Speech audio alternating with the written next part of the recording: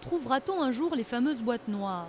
Un an après le crash de l'Airbus AF447 Rio-Paris, qui a coûté la vie à 228 personnes, la question reste posée.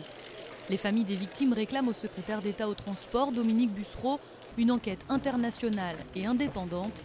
Pour elle, l'absence d'explication, un an après la catastrophe, est suspecte. Tant qu'il n'y a aucune transparence et que tout se fait dans l'opacité, tous les scénarios peuvent être envisagés, dont celui justement que la vérité n'éclate pas. Pour des intérêts financiers, Air France et Airbus sont quand même les deux fleurons de l'aéronautique française. On peut se poser des questions. Il y a 3 semaines, pourtant, le bureau d'enquête et d'analyse venait de traiter les signaux sonores enregistrés lors du crash. Les recherches semblaient alors sur le point d'aboutir. Nous sommes relativement optimistes parce que les signaux qui ont été détectés et analysés par la Marine nationale ressemblent vraiment beaucoup à des signaux de balises acoustiques.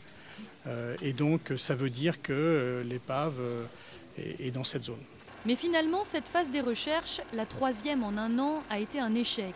Les boîtes noires de l'appareil restent introuvables. Sans elles, impossible de déterminer les responsabilités pénales de l'accident. Et à la veille de la commémoration, les familles des victimes exigent d'assister à l'évolution de l'enquête. Les juges d'instruction sont entre les mains du BEA, sont entre les mains d'experts dont nous avons dénoncé une forme de consanguinité, car effectivement, tout le monde se connaît. Tout cela, on l'a déjà dit. Les experts sont des anciens d'Air France, des anciens ou actuels de la DGAC. Les 3 premières phases des recherches ont ratissé 1700 km² en pleine mer et ont coûté 20 millions d'euros.